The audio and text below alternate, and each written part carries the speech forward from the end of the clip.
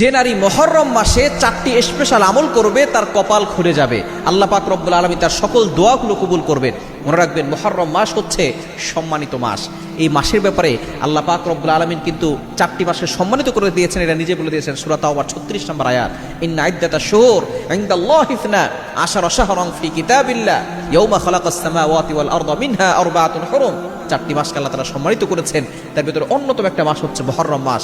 এই মাস দিয়েই আরবি মাস কিন্তু শুরু হয়, সুতরাং এই মুহররম মাস শুরু হয়ে গিয়েছে।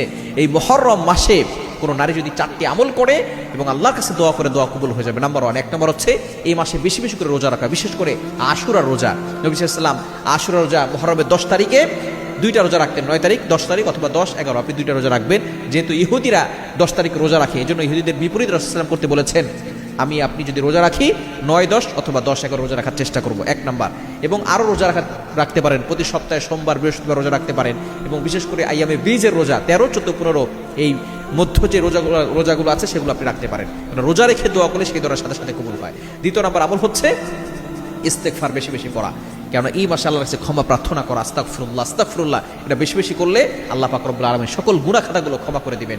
এবং 3 নম্বর আমল হচ্ছে দুরূদ শরীফ পড়া, আল্লাহুম্মা সাল্লি আলা মুহাম্মাদ, যেটা আমরা নামাজের ভিতরে পড়ি সেই দুরূদটা পড়তে পারেন, অথবা সাল্লাল্লাহু আলাইহি ওয়াসাল্লাম এই দুরূদটা পড়তে পারেন, কারণ এটাও কিন্তু আল্লাহ তাআলা নিজে বলে দিয়েছেন। 22 নম্বর পারা 5 নম্বর পৃষ্ঠার 4-5 নম্বর লাইন সূরা আহজাবের 56 নম্বর আয়াতে আল্লাহ তাআলা বলে দিয়েছেন, ইয়া আইয়ুহাল্লাযীনা আমানু সাল্লু আলাইহি ওয়া সাল্লিমু তাসলিমা, তোমরা নবীর প্রতি দুরূদ পাঠ করো। এই দুরূদ পড়লে আল্লাহ তাআলা অভাব দূর করবেন, বিপদ দূর করবেন, কষ্ট দূর করবেন এবং নারীদের চেহারা আল্লাহ তাআলা সুন্দর করে দিবেন। এজন্য দুরূদ শরীফের আমল 3 নম্বর। এবং 4 নম্বর হচ্ছে স্বামীর সাথে ভালো ব্যবহার করতে হবে, বেশি বেশি জিকির আজকার করবে, স্বামীর সাথে ভালো ব্যবহার করবে, তাহলে ওই নারীর সকল দোয়া আল্লাহ কবুল করবেন, সকল বিপদ দূর করবেন, সকল বালা মুসিবত দূর করবেন এবং ওই নারীর ভাগ্য আল্লাহ তাআলা পরিবর্তন করে দিবেন। এই মুহররমের মাসের উসিলায় আল্লাহ পাক রব্বুল আলামিন তার কপাল খুলে দিবেন।